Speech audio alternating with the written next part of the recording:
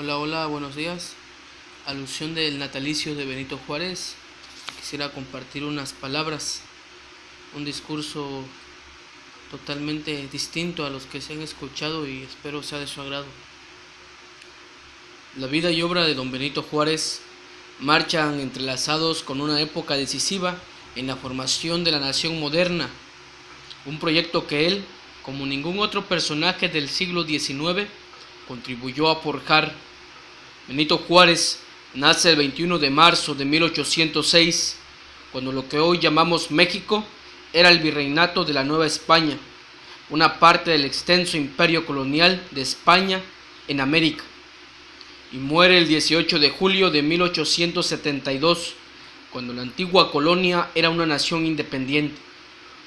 Había adoptado la forma de república federal y se regía por una constitución liberal que reconocía la igualdad de todos los ciudadanos. Es decir, en el transcurso de su vida, el país dejó atrás la subordinación colonial, la estructura estamental y el predominio de la Iglesia. A su vez, construyó un Estado laico asentado en leyes. Dice la sabiduría popular que los seres humanos son hijos de su tiempo. La vida de don Benito Juárez es un espejo exacto de ese apotegma, pues corrió unida con la historia de su patria, que en esos años se enfrentó los signos más adversos que pueden afligir el nacimiento de una nación. Solo poniendo a prueba el temple de sus mejores hombres, pudo la nación remontar esos obstáculos, construir la República Federal y definir los lineamientos de un Estado moderno. La biografía de don Benito Juárez es la historia de la construcción política y moral de esa república. Cuando la antigua Nueva España proclamó en 1810 su independencia de la metrópoli, don Benito Juárez apenas tenía 4 años. Vivía en un lugar remoto, casi inaccesible, en San Pablo Guelatao, Oaxaca. Era un indio zapoteca, es decir, pertenecía a los mexicanos más pobres entre los pobres. Solo hablaba la lengua de sus padres y no tenía ninguna posibilidad de aprender el español o romper el cerco de miseria que había consumido por varias generaciones a sus predecesores. Por un acto inicial que reveló la fuerza de su carácter, a los 12 años don Benito Juárez huyó a su pueblo y decidió asentarse en Oaxaca, la capital de su estado. En sus apuntes para mis hijos, escribió que tomó esta decisión inducido por el deseo de aprender español y estudiar. Los historiadores y los interesados en el liberalismo del siglo XIX se preguntan cómo Benito Juárez pudo saltar del cerco de la miseria como también de la postración del analfabeta y llegar a ser un jurista consumado, un experto constitucionalista y un admirador obsesivo del pensamiento liberal francés, el cual ayudó a trasplantar las leyes y prácticas políticas mexicanas. Quienes han tratado de responder esta incógnita aducen su tenacidad proverbial. Sin embargo, la verdad es que el catalizador que disparó el genio de Juárez fue la educación, la sólida y novedosa preparación y formación que recibió en el Instituto de Ciencias y Artes de Oaxaca. En este discurso quiero señalar por qué hoy la obra y la vida de don Benito Juárez siguen siendo lecciones permanentes y nos importa recordarlo. Importa recordar hoy a Juárez porque nuestra política exterior es sinónimo de miopía ante la amenazadora situación internacional que nos rodea, cuando vuelve a imperar la fuerza sobre el derecho y la autonomía de los pueblos, cuando nuestra política exterior se sujeta a los poderes imperiales y olvida nuestras responsabilidades en el hemisferio global.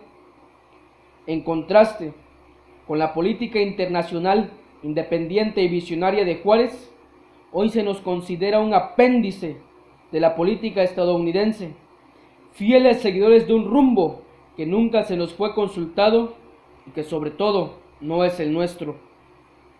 Recordamos hoy a Juárez, porque con él culmina la larga batalla liberal contra el fanatismo religioso, porque su política abrió el horizonte del laicismo, cerró las puertas a la religión de Estado y sembró las bases para conjurar las luchas de religión y los fundamentalismos que hoy resucitan en diversas regiones del mundo.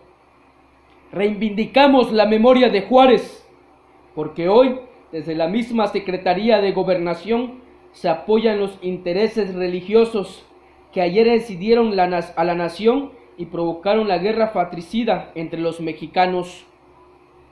Recordamos hoy a Juárez por su conocimiento profundo de la diversidad social del país y su esfuerzo tenaz por darle unidad al cuerpo político. Así, cuando Benito Juárez restaura la República, en su manifiesto, el 15 de julio de 1867, tiende una mano conciliadora al Partido Conservador derrotado y convoca la unidad de la nación. En ese manifiesto asentó: no ha querido ni ha debido antes el gobierno, y menos debiera en la hora del triunfo completo de la República, dejarse inspirar por ningún sentimiento de pasiones como los que nos han combatido. Encaminémonos ahora todos nuestros esfuerzos a obtener y a consolidar los beneficios de la paz. Recordamos hoy a don Benito Juárez, porque frente al elenco de héroes derrotados que celebran la memoria popular y la colección de mitos perpetrados por la historia de bronce y la izquierda petrificada en el dogmatismo populista, él configura la imagen de un héroe victorioso. Como dice don Carlos Monsiváis, Juárez es un vencedor insólito, mucho más un contemporáneo de vanguardia que un precursor.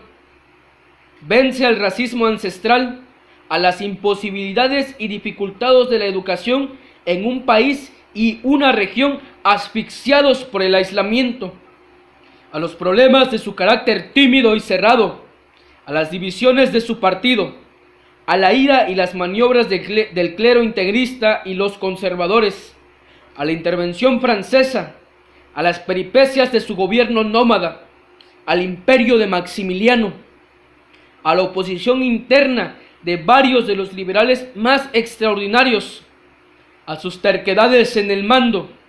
Se le persigue, encarcela, destierra, calumnia, veja y ridiculiza. No obstante, por la hazaña que lo olvida hoy y la desmemoria política que también lo olvida, Juárez permanece por la congruencia de su ideario y vida, y por tener con razón y pasión las ideas de cuyo tiempo han llegado. Recordamos hoy a Juárez, porque su vida es el reverso exacto de los escandalosos casos de corrupción y sobre todo de deshonestidad cotidiana que nos brindan los políticos por mediación de cada uno de sus partidos. Admiro a Juárez, decía don Daniel Cosio Villegas, por una última razón, que en su tiempo poco o nada significaba, pero que en los nuestros parece asombrosa, de hecho increíble, una honestidad personal tan natural, tan congénita, que en su época no fue siquiera tema de conversación y mucho menos de alabanza.